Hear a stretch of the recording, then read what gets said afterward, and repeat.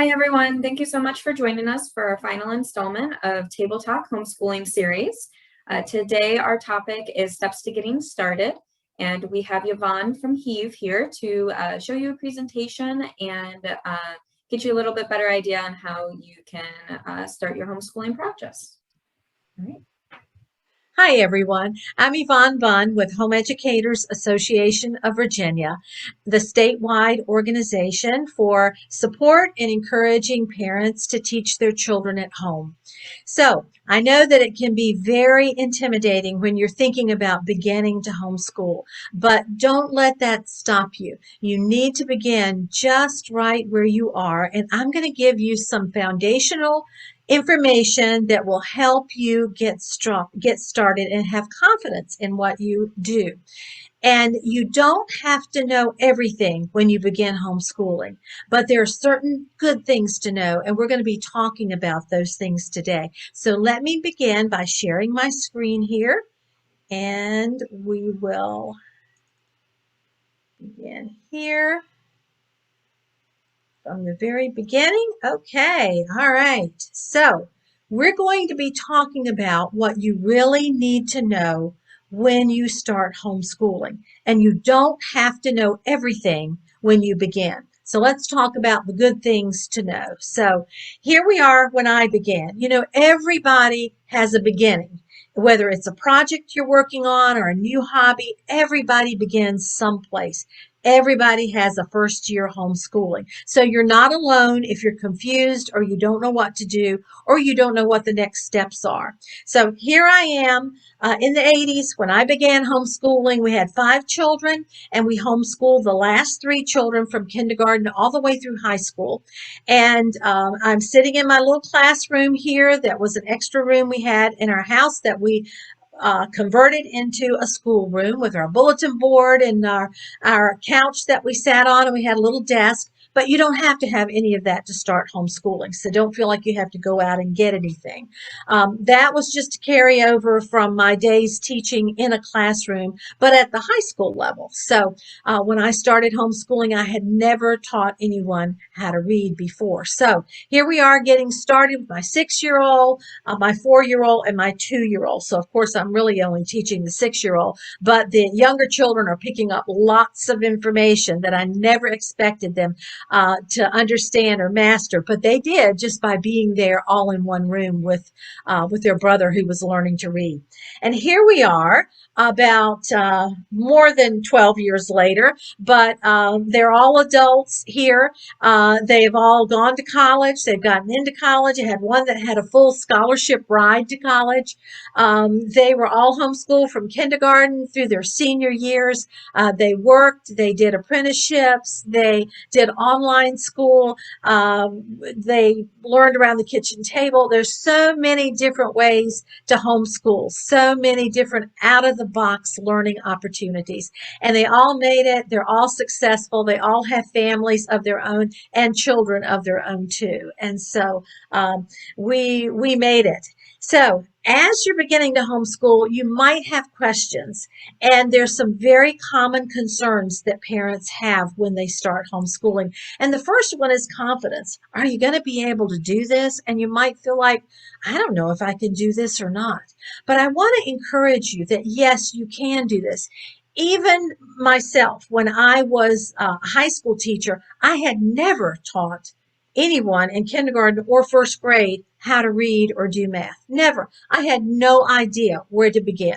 So my training in college did not prepare me to be a teacher, even though I have a degree in elementary education. And I, of course, was teaching high school, but I never knew how to teach anyone how to read. And so I connected with other people. I learned from others who were on the same path that I was. I did research, found a good phonics curriculum, and moved on from there. So there is so much information out there, so many people who are willing to help you that will help you build your confidence. And another thing, a question that parents have is, how much time and energy is this going to take to do this? I'm already tired. I already can't keep up with the laundry and the vacuuming and fixing meals every day. Well, the one good thing you need to know about that is homeschooling is not going to take you 6 hours a day and then 3 hours at night helping with homework. Homeschooling basically will take you maybe 2 to 3 hours a day, but it all depends on the age of your children and whether or not they're already independent learners or they're just learning the basic skills in kindergarten, first, second, and third grade. But when my children were just learning the basic skills in kindergarten and early elementary, it would take us about an hour to 2 hours a day to finish school. In fact, our goal was to always finish by lunchtime. And pretty much we did. Sometimes we'd move lunch back to 1 o'clock instead of 12, but not always. And then the afternoons were filled with doing things that young children need to be doing, playing and building Legos and being outside and walking on trails and going to the park, doing all kinds of out of the box learning that children need in order to be well rounded and well socialized. And so it's not going to take you 8 hours a day. One of the big questions that parents call and ask me about is, well, what about homework? Do I have to assign homework? No, no, no, no, no, no. All your work is homework. You just work with your children during the day, during the time they're in school. And then the rest, they're learning on their own and developing their hobbies and working on things that they're interested in. So it's not going to take but a few hours a day. And then once they get in high school and it takes longer, then they're independent learners and you're giving them the resources and they're learning themselves, not only through books, but maybe through online courses, maybe through dual enrollment, maybe in a co-op. So there are lots of different ways that your children are going to learn as they get older. So it doesn't take all day to do this. Another question parents has is the commitment. Do I have to commit to homeschooling all the way through? No, you don't have to do that. But I would encourage you to commit to 1 full year because that way you really get a handle on how your children are doing with this. You'll do an end of the year test so you'll know what they've accomplished. You'll also know the areas that you need to work in, maybe the subjects that you need to focus on more, maybe the weaknesses of your children that you need to prepare for in the coming year with perhaps a different curriculum or a different approach to teaching your children. So I would hope that you would commit to 1 year of doing this just to see how your children are going to benefit or what needs to be changed. But I think you'll be greatly surprised at the results. And then another concern that parents have is a social pressure. You may have your neighbors that are asking you, well, have you enrolled your child this year? Have you registered for kindergarten or first grade? And it can be kind of intimidating, especially if your mother or your mother-in-law doesn't understand homeschool. You're not a teacher. Wow, what has made you decide to do this? So there's a certain amount of social pressure.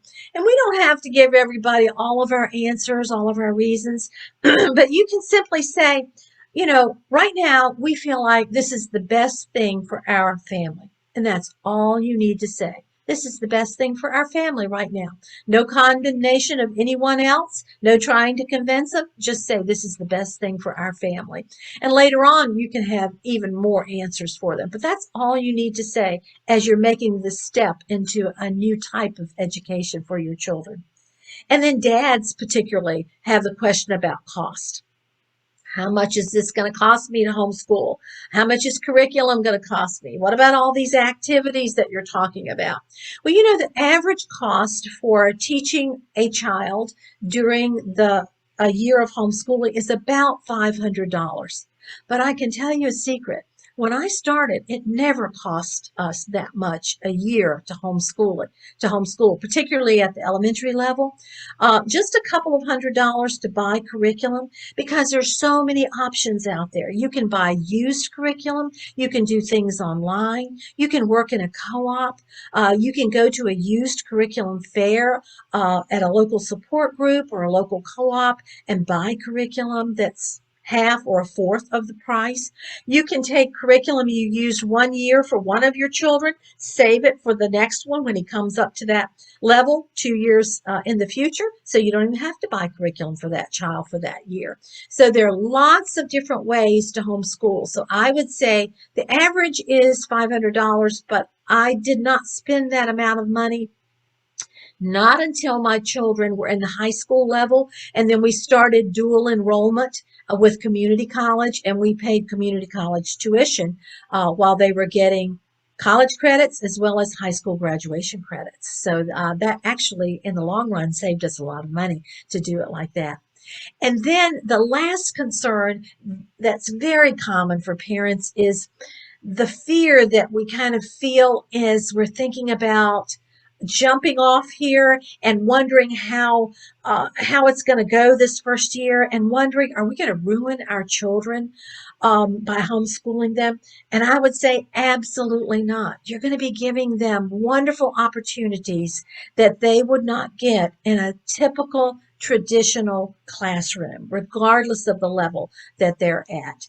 And so you're not going to ruin your children. And the other fear that we have is, can I teach my child everything that they need to know, particularly at the high school level, middle school, high school level?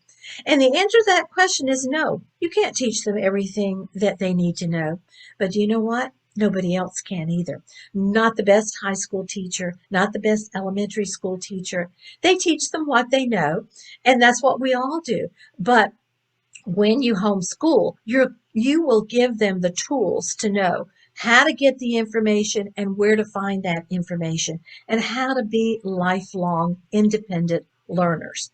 I'm still learning as a homeschool mom. I still learn along with my children as we work together. So don't be afraid of not being able to teach them everything. Nobody can, or ruining your children. You're going to give them a wonderful opportunity for their education. So, how to prepare. Let's look at the things that we need to do. And this is maybe something you're already doing because it's kind of a natural way to start a new project together. You would want to read and research. Know the state requirements. I'm going to talk about that right at the very end because it's so important, and I want you to be able to take notes. So be sure you get a pen and pencil so you can take notes on this. You need to know what the Virginia law requires, and that's extremely important. Subscribe to some homeschool publications, maybe a magazine. HEAV sends out a free quarterly magazine that you can subscribe to by going to heav.org, and you'll find the information there. It's free. It's loaded with how to teach math, where to go to look for field trips, how to teach phonics to your children, how to work with children who have learning disabilities.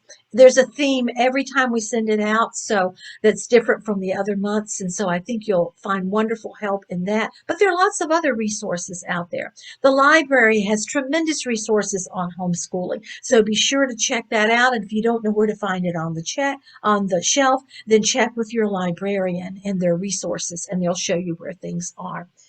You also want to search the internet. Lots of great information on there.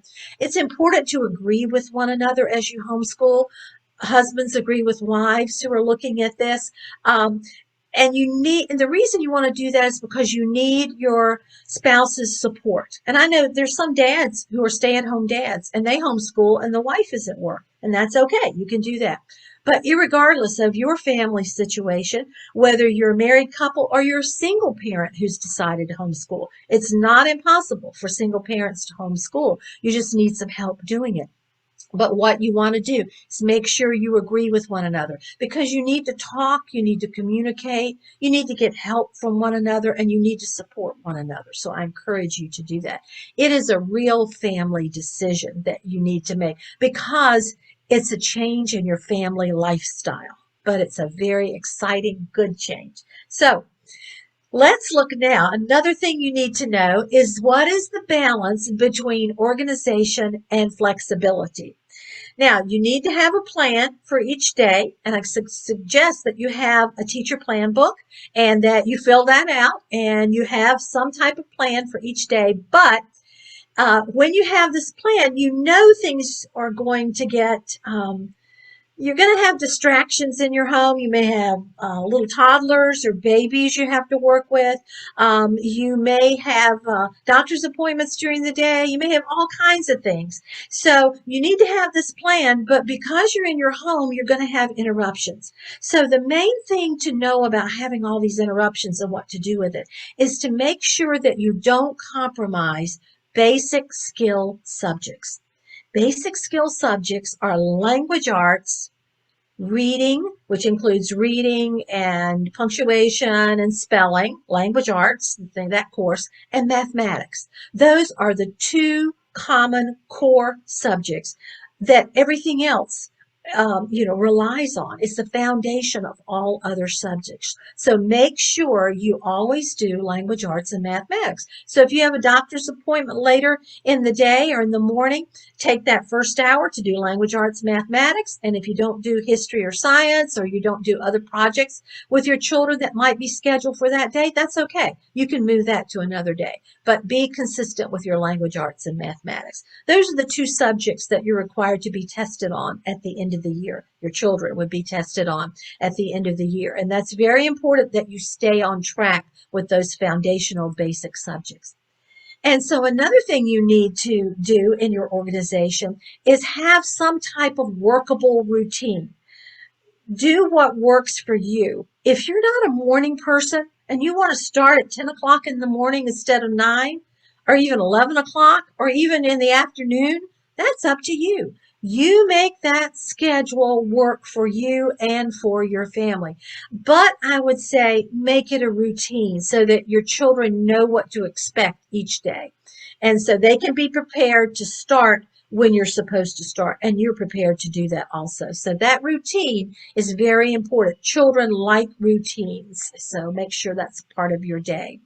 And you also want to control those outside activities. There are so many things that you're going to have an opportunity to do. Lots of field trips. Field trips are just not an escape from school for that day. That's what I used to think when I was in school and we went on a field trip. I thought, oh, good, we don't have to do schoolwork today. No, no, no. That's a tremendous hands-on learning opportunity. So you want to make sure that each time you have outside activities, you weigh that with the other type of academic activities that you need to be structuring within your home. And you might need to cut back on things. There were so many opportunities for outside activities and socialization with my three children when we were all three, I was homeschooling all three of them. I just had to say, okay, each of you can choose one outside activity, and that's all we can do. You can't be involved in more than one because you'll find yourself on the road every afternoon or going to something or a meeting or an athletic event or a co-op event or, all kinds of things are offered out there for you. So you're going to have to limit those things. So watch out for that. That's something that could really impact your organization. So, but you do want to be flexible with that also. And certainly eliminate those things that are frustrating for you. It always bothered me if I started school in the morning and I had dishes in the sink that needed to go in the dishwasher. And so what our family did as part of teaching and training our children was we would get up at a certain time in the morning, have breakfast, and everybody had about 30 minutes to get their chores done, the work that they needed to do around the house, whether it was loading the dishwasher or another one unloading it, someone sweeping the kitchen floor after the meal, or feeding the pets or taking the garbage cans to the end of the driveway. Everyone had some responsibilities. And so we got all of that done, and then we sat down and we started school. So whatever bothers you. Now, one of the main frustrations that you're going to have, I had at least, and I expect you will too, is the phone. Your cell phone or your home phone if you still have a home phone, but your cell phone. It's going to ring right in that most teachable moment, right in the middle of that experiment. So you need to plan ahead what you're going to do. Whatever you do, don't pick up the phone and start a conversation and expect your children, especially young ones, to keep right on working because they won't do that. They're just children. They're going to touch each other when they're not supposed to, or they're going to get up and go off and do something else, just kind of disappear. So it kind of ruins the flow of the process that's taking place as far as education goes. So just decide to not pick it up or leave a message or hit a text message that you'll call them back as soon as you can, something like that. But watch out for those phone calls during the teaching time because that's very, very frustrating. And you want to be flexible. So if it's an emergency, emergency, pick up. But if it's not, then you need to wait for something like that. So another thing you really need to know is to know your children. You want to start with your child's level of success.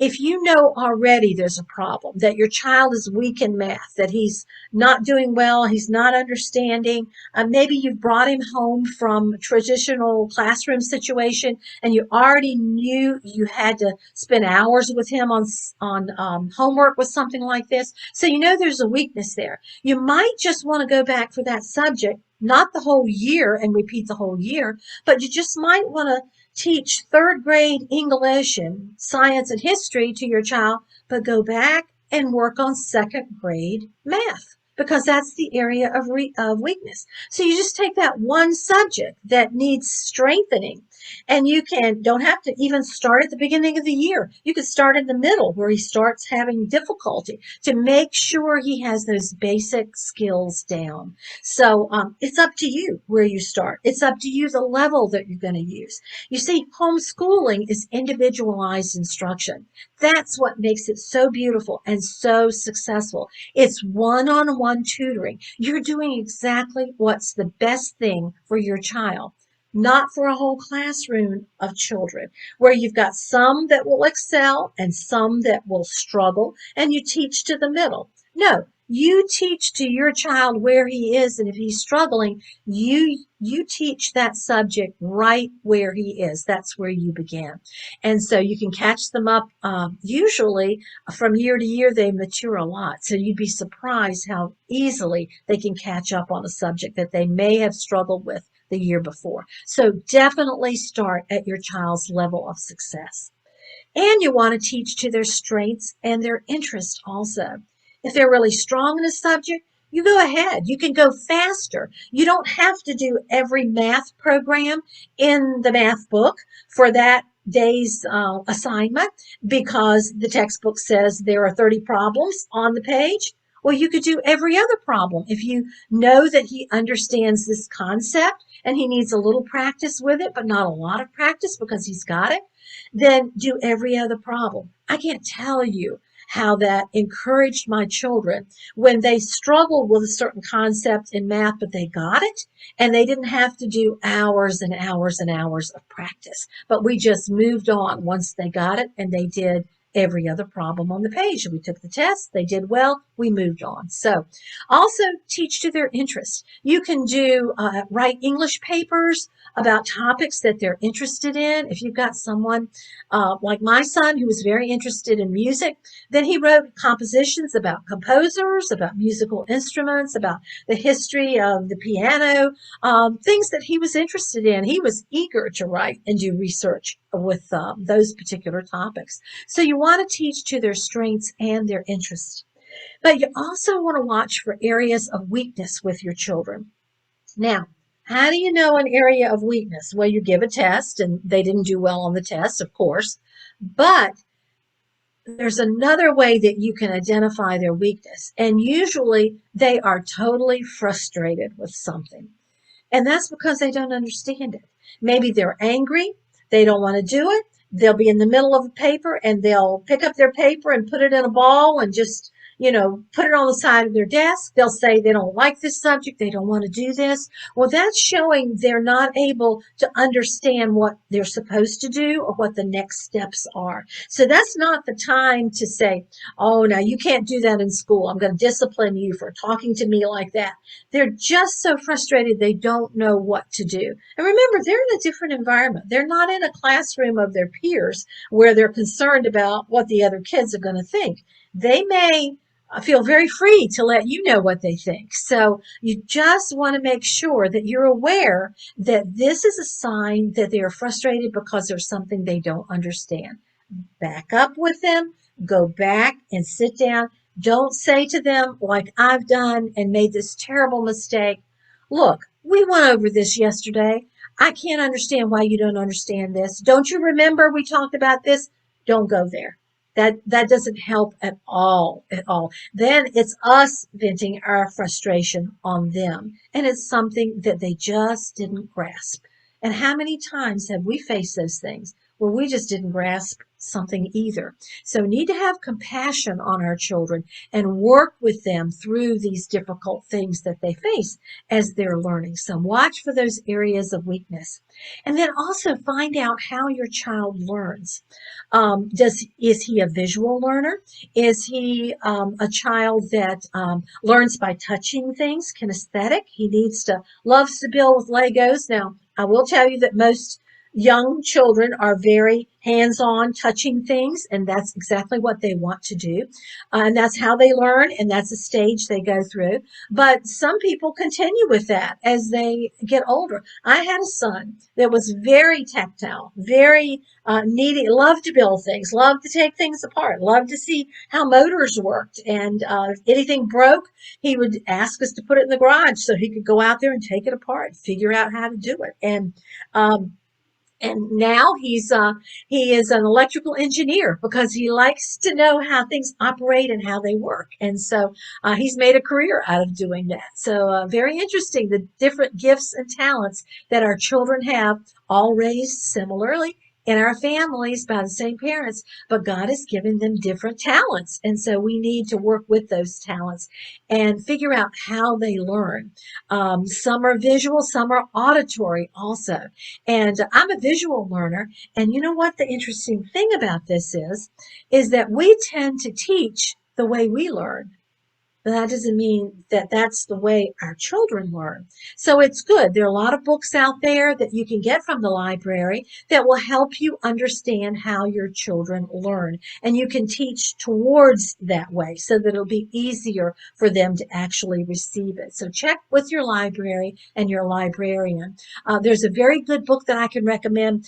It's called The Way They Learn. So you might want to look for that one and see if your library has that one. It's a great resource for you. So that's really good. And then also, having said all that I have about frustration, you still need to set some reasonable limits. Because if they're sitting there and it's taking them an hour and a half to do 10 math problems, then you know there's something going on there. They're just dawdling. They're not concentrating. So you might need to set some limits. And I think a kitchen timer is a wonderful thing to have, and set a limit for them to do it and give them a reward. If they have finished it in less than 20 minutes, which would be the expected time, then they can take a break for 30 minutes, or they could go outside, or they could go build with Legos, or, do something that would be a good reward for them. So you do need to make sure that you have control over the situation. Remember,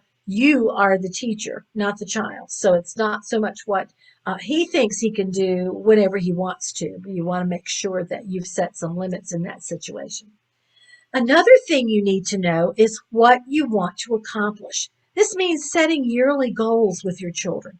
And yearly goals you might want to sit down and talk to them about when you begin. I would get a teacher's plan book every year, and in the back of the book, I would list each of my children's names, and I would say, okay, these are the things that I want us to think about this year and work towards.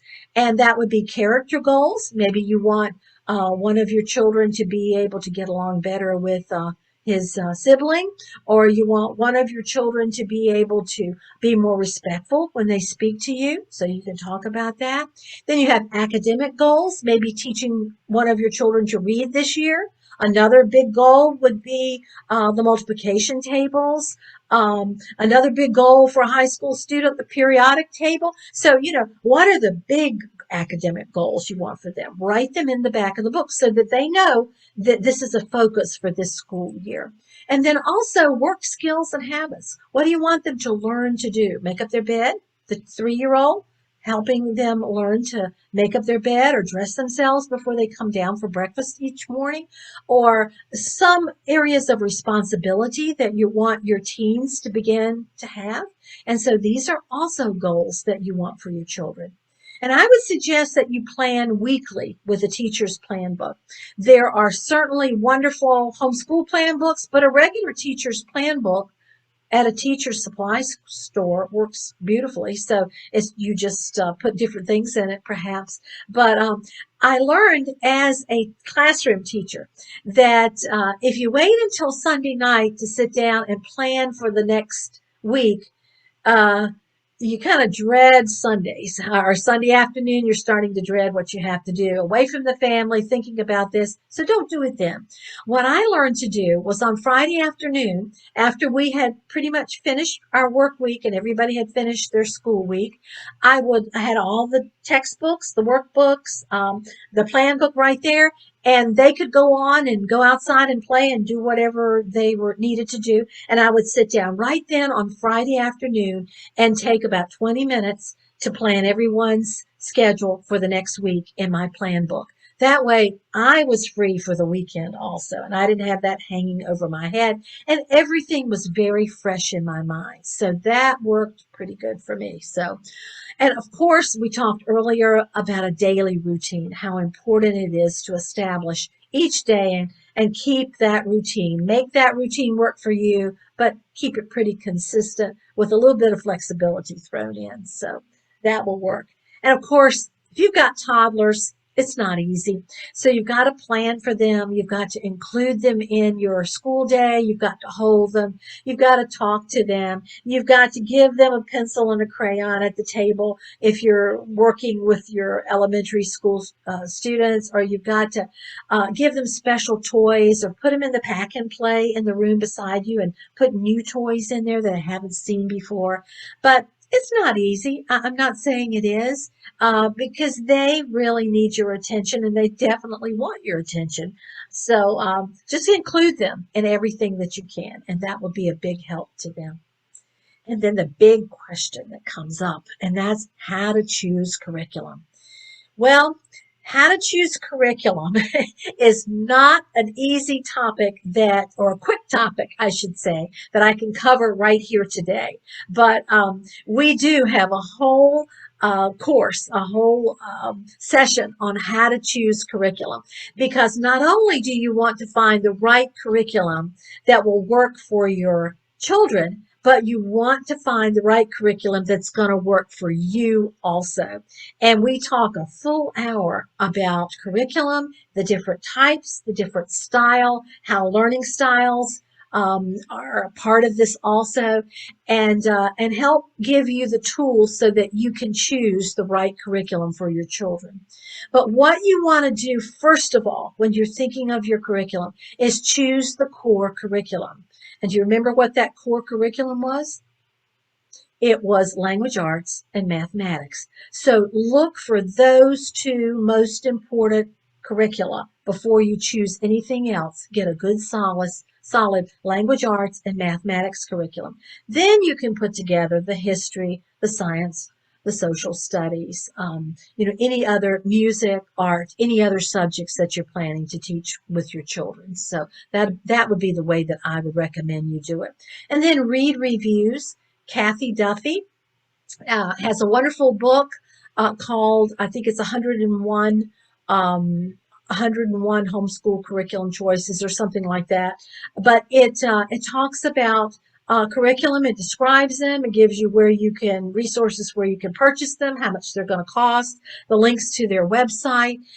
Kathy Duffy is a wonderful resource on choosing curriculum. There are certainly other people out there also, but she comes to my mind first. So you might want to read her reviews. It's actually like a Sears Roebuck catalog of curriculum for those of you who might know Sears Roebuck. So it's a wonderful resource. And then go to curriculum fairs. There could be homeschool support groups or co-ops that they have a group meeting. Everybody brings the curriculum that they're finished with, and you can buy it for half price or less. You can also borrow it from other homeschoolers who finished with curriculum and give it back to them for their child who may come up in a couple of years, be old enough to use that curriculum. There are all different ways you can barter, and you can purchase, curriculum that's used. So lots of different ways to do that at curriculum fairs, but that's going to be a local thing. So look for that. But the main thing, I think, in this list is to ask other homeschoolers, what do you use for math? What did you use for language arts or to teach reading? Or did you have a good spelling curriculum? Ask them what they used. Did they like it? Did it work?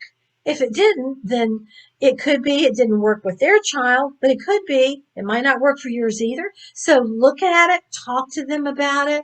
and connect with other homeschoolers, because that's a tremendous resource for beginners when you're looking at and have a lot of questions about curriculum or how to do things. I think it's a wonderful, one of your best resources would be your homeschool friends. So do that. Now, I'm going to talk with you about 7 strategies for teaching. And these strategies will just help you move forward at a good, solid pace. And the first, number 1 strategy is to teach basic skills, language arts and mathematics.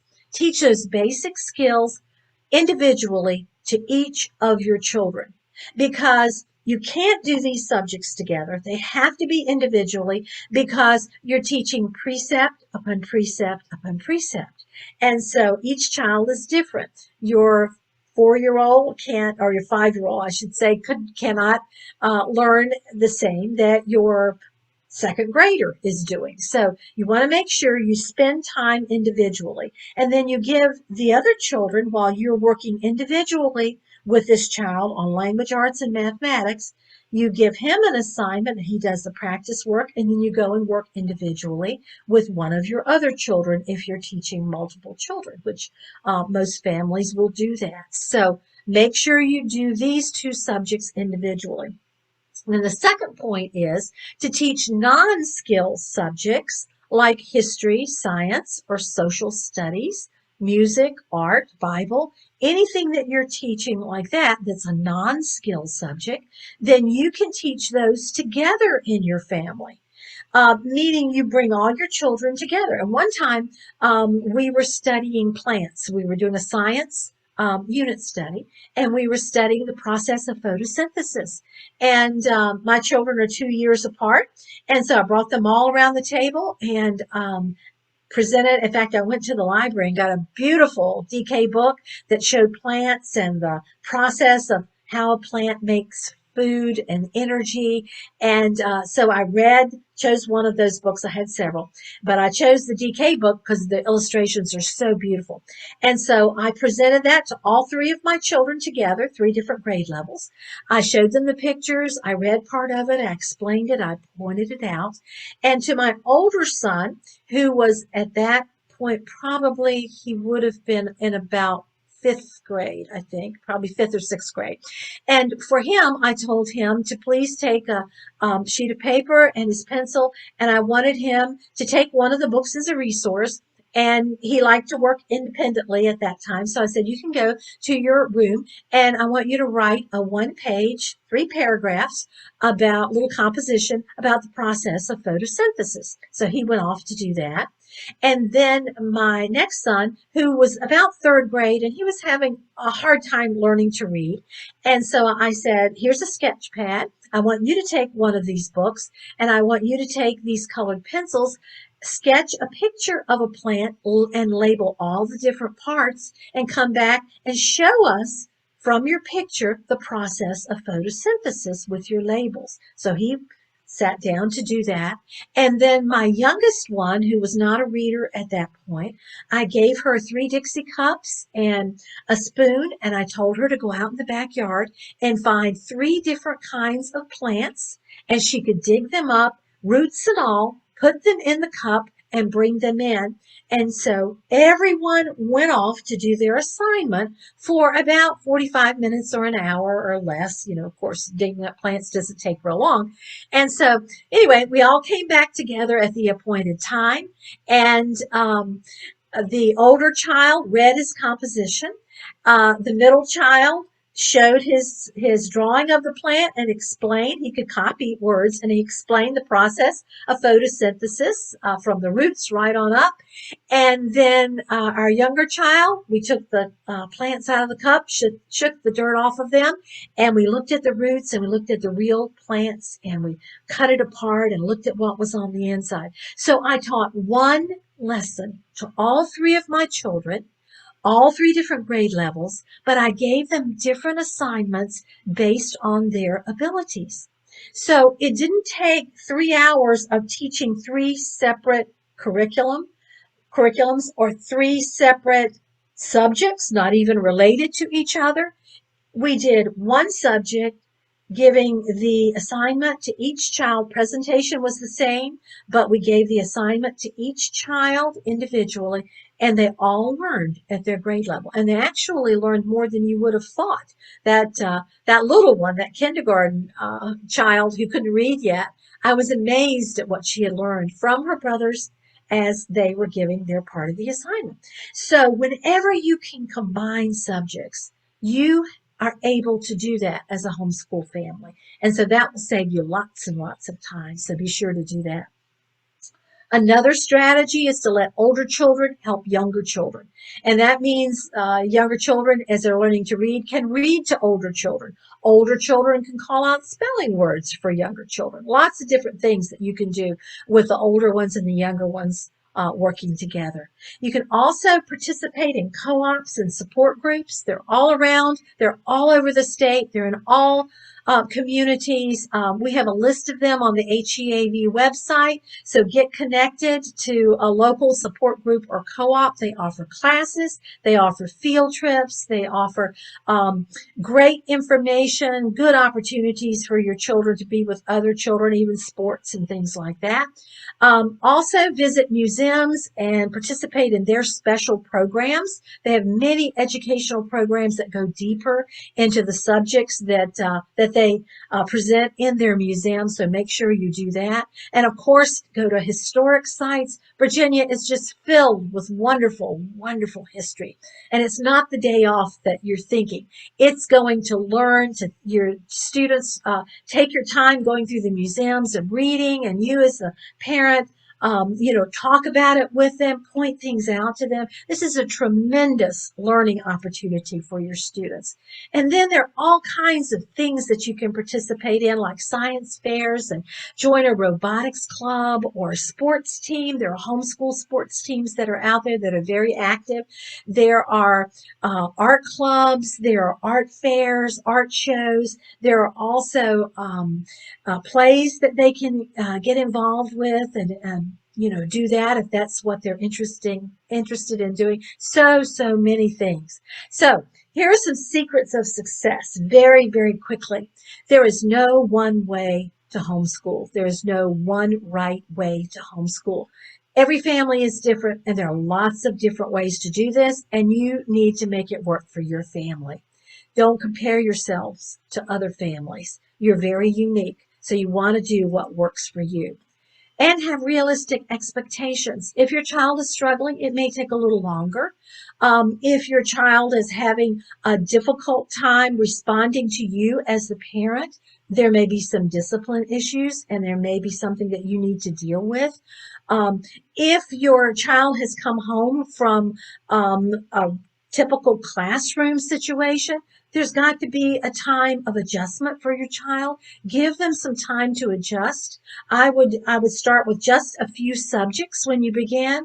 I would do lots of field trips and lots of hands-on activities the first couple of months of homeschool to get them acclimated to a different type of education. Be involved. You cannot just give your children textbooks and say, okay, you've got to do this in the next 2 or 3 hours. You need to work with them, to sit with them, to be available to them, to answer their questions. Give it time. Things aren't going to change overnight, so you need to give home instruction time to develop. And be sure to reward success. They don't have peers that are going to be looking at them, and they are pretty much in a homeschool situation with the family. So you may want to start a scrapbook to put their best papers in so that you can show the grandparent when they come for a visit, or put their papers on the refrigerator, or be sure dad sees it when he comes home at night. All different ways to reward success. When my struggling reader in the 3rd grade finally began reading, we gave him a trophy. I mean, we had a little family get together, and we gave him a trophy. And he had that all during his elementary years of school. So it was a big, big accomplishment for him at his age. and anticipate change. You may have a child who is sick part of the year. You may be sick. You may have another baby. You may have your mother move in with you. You may move the whole family across the country. So there are all kinds of things that may impact your homeschool. So if you have a big change like that, you want to give yourself time to adjust. You want to make sure that you don't have such a strict schedule that everybody's frustrated and everybody's upset and on edge. Just go with the flow. This is where the flexibility comes in. You want to give yourself time for that change. So make sure that you do that also. And don't be afraid to make a mistake. Remember, you're not going to ruin your children by doing this. Just humble yourself. If you've lost your temper, if you said the wrong thing, go back and ask them to forgive you. And let's start over again. And so make sure that that you just continue to move forward. We all make mistakes, but isn't that how we learn? That's how our children learn, and that's how we as adults learn also. So, and the last thing I want to share with you is to make sure you know the law. Make sure you know the Virginia law and you know your rights as parents. That is so, so important for you. So, what we're going to do now is take a look at the law. And I also want to tell you that we're getting ready to have July 20th and 22nd. If you're watching this and it's before July 20th, we're getting ready to have a homeschool crash course for 3 days in a row, 1 hour each day. And so we invite you to come. Go to heav.org and you can find out more information about that. So, let's talk about the homeschool law and the choices that you had. And I'm going to go through this very quickly because we're limited in our time. But this is something we are going to be covering in depth at our homeschool crash course. So don't miss that. But there are 4 different ways that the law permits parents to teach their children at home. And the first one is the opt-out provision. The second one is the homeschool statute. You can see that. The third one is the certified tutor statute, and the fourth one is religious exemption. So we're going to cover each of these in detail very, very quickly. So let's look at this one. The first is the opt-out provision. This applies to any child who is not 6 by September 30th of the school year. That means by this September 30th, if your child is still 5 years old, not 6 on September 30th, then if you feel like he's not ready to start school, or you would like to delay him for this first year, then all you need to do is make a phone call to your local school board and let them know that you wish for your child not to attend school this year.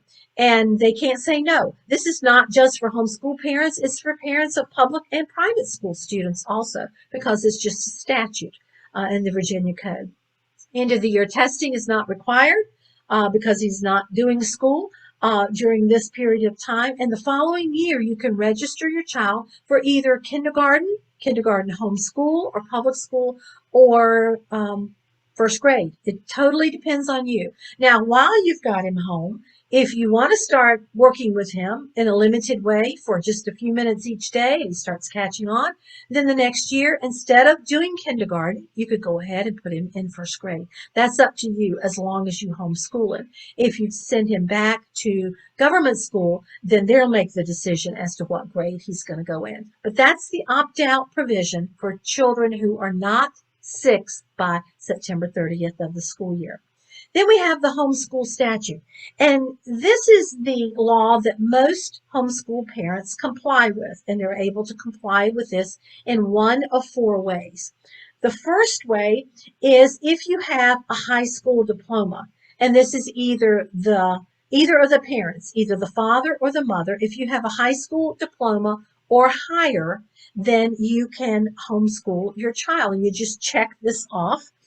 And provide a copy of your high school diploma. If you can't find your high school diploma, which probably most of us can't, of course you could use a higher degree, which could be a bachelor's degree or a master's degree or a doctorate degree. And if you can't find your degree to show that you have are attached to the notice of intent form, then you would simply contact your high school or the college that you graduated from and ask them to send a copy of your transcript, and the transcript will have a graduation date on there. That's all they're looking at, not the grades you got or the courses you took. They're just looking for a graduation date and proof of graduation. The second way is through a certified tutor. And if you're a Virginia certified tutor and you have a Virginia license to teach, then you can choose the second option. Or you can provide a program of study or curriculum, which could be something like a correspondence course. Or you could provide evidence that you're able to provide an adequate education for your child. If you cannot comply with options 1, 2, or 3, you can write a letter, and in the letter state how you can provide that education for your child. Now, here is a notice of intent, and this notice of intent will cover the very things that I just mentioned. This is what it looks like, and I don't know if it's big enough for you to actually read it, but I'll point out some things very quickly to you. It says you're providing a notice of your intent to provide home instruction to the children that are listed below. Notice that this says you're providing your notice to them. You are providing to them, not asking their permission, but this is the way the law is written. You are providing or notifying them of how you have complied with the homeschool law in one of these 1, 2, 3, or 4 ways. So you're going to list the names of your children, list the ages they are on or before September 30th of the school year. And actually the real form has more places on this to list children. So it's a little bit bigger than this, but I wanted to get it all on one slide. And then you're going to next tell them how you're eligible or why you're eligible to provide home instruction. You have a high school diploma or higher. You have the qualifications prescribed by the Board of Education as a teacher. It has to be Virginia qualifications, and it has to be current qualifications. Or you're providing a program of study or curriculum delivered through a correspondence course or distance learning program. This may be for a high school student. You check that one. Or you've attached a notice of evidence, which would be a letter that you would write explaining how and why you're able to teach your child at home. And so you also need to include a description of your curriculum, which is simply a list of subjects that you plan to teach for the coming year. That is so simple. That's only taking another sheet of paper and typing out for each of your children that you're going to be teaching these subjects: math, language arts, history, social studies, science, art, anything that you're teaching, any PE, anything you're planning to teach, that's all. You do not have to give a description of the curriculum in any other way, and they do not have the authority to approve the curriculum that you have decided to teach. So that's your description of curriculum, and that's all that is. So very clear. And then it says on here, by August 1st, the following year, you're going to provide evidence of progress for each of the children that are listed above. And we're going to talk about that very quickly also. So that is the notice of intent. So this evidence of achievement could be an achievement test or an independent evaluation. Now, by August 1st, the year after you have completed homeschool, then you would submit to the division superintendent one of the following: the results of any standardized achievement test, or an equivalent score on the PSAT, SAT, and ACT tests. These are high school tests. If your child is not in the 10th, 11th, or 12th grade, don't worry about this. You would do a standardized achievement test. We have a list of those tests at heav.org, so you can choose it from there. You can look on the internet and find the test you want to use. Or an evaluation or assessment. And this is more of an independent assessment of your child's work. And that evaluation or assessment would need to be done by someone who has a master's degree or higher in any subject. And that person could be also a Virginia certified teacher. It does not have to be a Virginia certified teacher in order to do an evaluation. Our counselors would be happy to talk with you in more detail about that. But remember, if your child is not six, by September 30th of the school year, even if you started kindergarten and finished, if he was not 6 by September 30th of the school year when you started, it is not required that you provide any type of assessment for that young child. And we know young children, and the General Assembly does too when they made this law.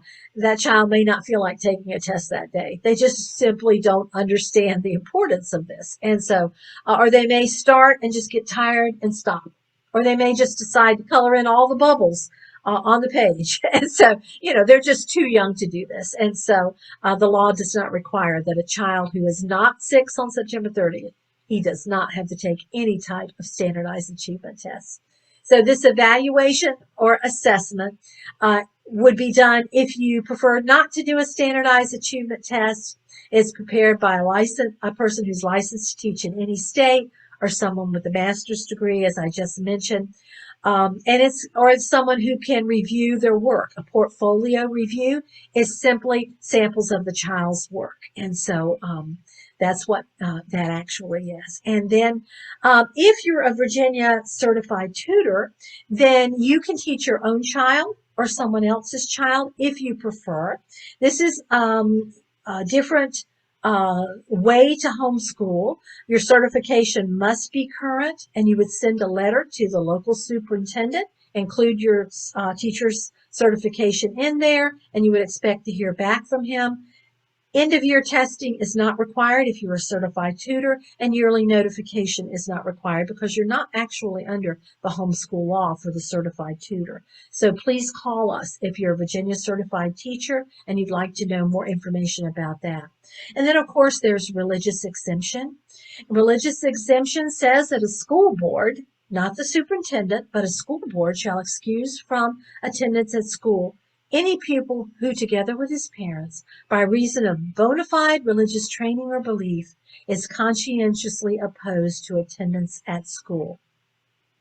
So this religious exemption cannot be because of philosophical reasons or political reasons or moral reasons. You may not like what they're teaching in the school your child is in, and that's fine. You can file a notice of intent and homeschool that way. That will not be a reason for religious exemption. Has to be based on your religious convictions that God is directing you to teach your child. And you would want to indicate in a letter to the school board what your convictions are based on by quoting from the documents that your faith is based on.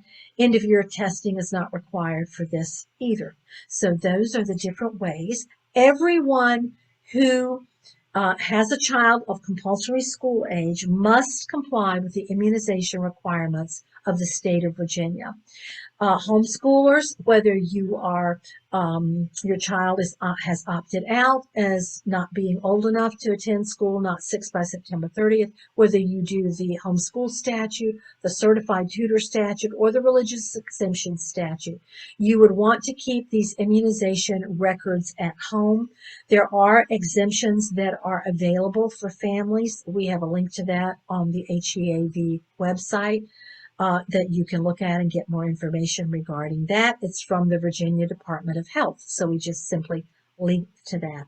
So these are all the different ways that you are able to homeschool. I know this is a tremendous amount of information to give you today, but I want you to consider it a broad overview, and we would love to have you go to our website to look at more information. Check in with your library for resources that will be helpful to you also, and give us a call. We have free counselors.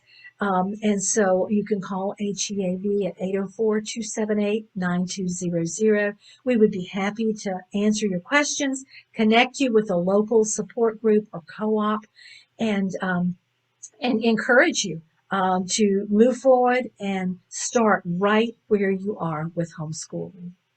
It's been great to talk with you today. Thank you so much for joining me. Thank you so much, Yvonne. I really appreciate you taking the time to do this presentation for all of our viewers who have been watching our panel series. So I really appreciate it. Thank you so much. Thank you for having me. Of course. For everyone who's watching this recording, we do have all of the resources mentioned underneath where this is on our website. Of course, it's also on YouTube, as well as any of our previous recordings for the Table Talk series. Thank you so much, everyone, for participating in this series. Have a great day.